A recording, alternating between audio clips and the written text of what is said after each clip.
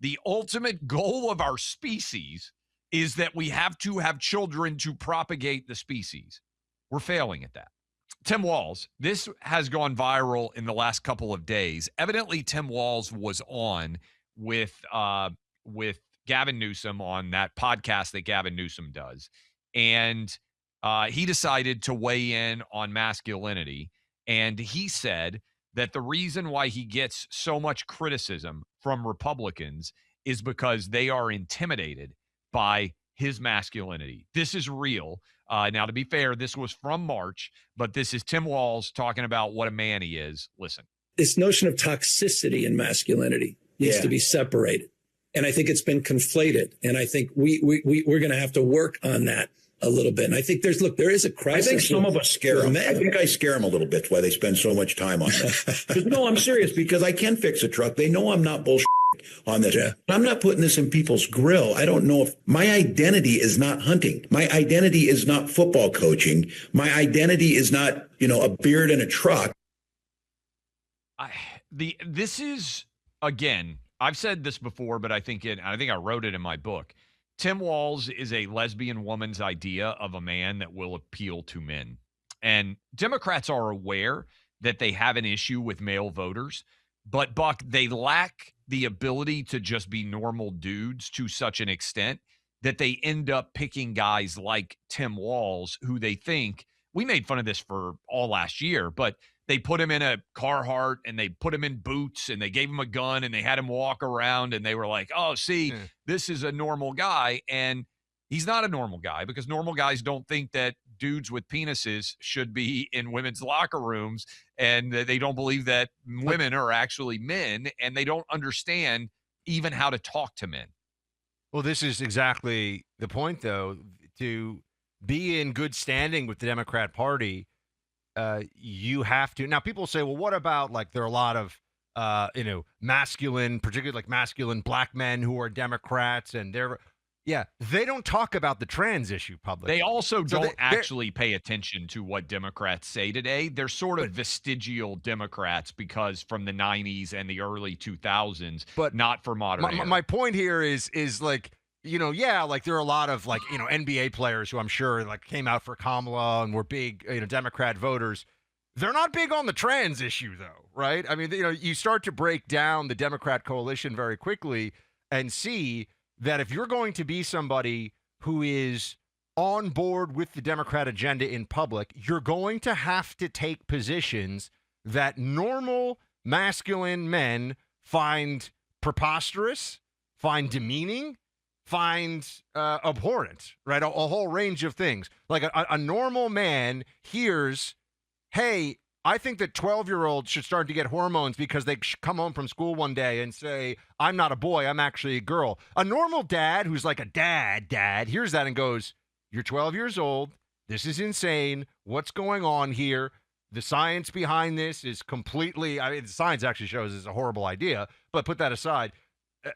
Normal men hear that, they say this. Normal men hear things like toxic masculinity and inherently cringe, because they go, really, toxic masculinity is actually just undermining masculinity, because what you're doing is setting up a paradigm where nothing can be good that is masculine. The only things that are actually singular to masculinity are bad things, right? Because, Clay, if I say, what's good masculinity? I mean, you saw, this was the probably the best known exchange I had on that Bill Maher appearance, which, by the way, the reason I've mentioned it a few times is because it was fun. I got to go on a Democrat show in front of a Democrat audience and basically spike the football before Trump's election on all of this, and everything was true, and now they've had to admit it all, right? So it was like a particular moment. But I said, so you can't say masculinity is courage, because then feminists and left-wingers go, well, what about courageous women? And it's like, so nothing is allowed to be specifically masculine that is good. Normal guys see that, they think that's absurd. You go down this list of stuff. By the way, masculine men don't think that criminals should be able to hurt people, women, children, old people, and get away with it. Masculine men hear that and they're like, I want to go kick someone's ass. And if you're a Democrat, you have to do the whole, like, well, maybe the 70th time you got arrested was when you were ready for reform. This is why, Clay, to your point, of course this is what has happened. And Democrats are just trying to pretend like this isn't the obvious reality. I spend a ton of time thinking about this because it troubles me. It troubles me because if you look at population collapsing, let's take a step back. What is ultimate success between men and women when it comes to our interactions and our relationships? It's children, right? That is the ultimate success story. Now, I understand some of you have incredibly loving marriages and you never had children, and I'm not demeaning that. I'm just saying the ultimate goal of our species is that we have to have children to propagate the species. We're failing at that. We are failing as a society in the most civilized, the most brilliant historical record countries. And they're very different, whether it's Japan or Italy. And now in the United States, certainly in Britain, Germany, like you just run through the list, we're failing at producing more children than existed before us. And that is not a good thing. It's actually potentially going to lead to serious civilizational issues. I think, Clay, that you're mansplaining and leaving out all of the intersex and non-binary individuals who have also chosen not to have children because of climate anxiety. So really, we need to be more inclusive of their multiple psychoses. And by the way, one of the challenges here is I was reading yesterday, I believe, the average age for marriage is now over 30. Let me make a PSA here. That's fine for dudes. Women, you should be getting married way younger. And I'm not trying to set anybody off on a full panic, but this whole idea that women should be the same as men, there are a lot of moron guys out there that suddenly looked around at 45 or 50 or even 55 and said, hey, you know what? I'd really like to have kids that still had the ability to do it. There's a lot of women that get to that age and they say, but wait, I went to grad school. I did everything. I was a girl boss. I did everything that society told me I should do. And I passed up on marriage because I couldn't find Mr. Right. And I was so focused on my career. I don't think the aspiration of anyone, male or female, should be to desperately claw their way to middle management at the expense of having children. And so I think we've sold a bill of goods here. And if I had daughters, I'd be talking to them about this.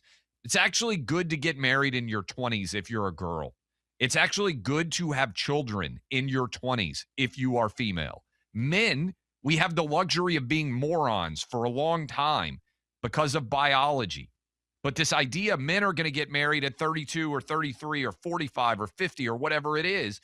No, I feel like no one tells women this. And then you go and you get your advanced degree and you bust your ass in a law firm for 5 or 6 years, or you're a, doctor or a architect or whatever supreme achievement you have.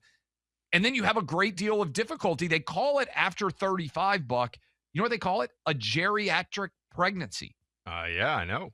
I don't think of people as 35 years old as being old. Most of you don't either. But biologically, you're starting to get old. It becomes more difficult. So anyway, I'm fired up about this because it's becoming a bigger issue every year. Men and women are not getting along. Men should be masculine. Women should be feminine. And we shouldn't confuse the two. And that's actually a very good thing.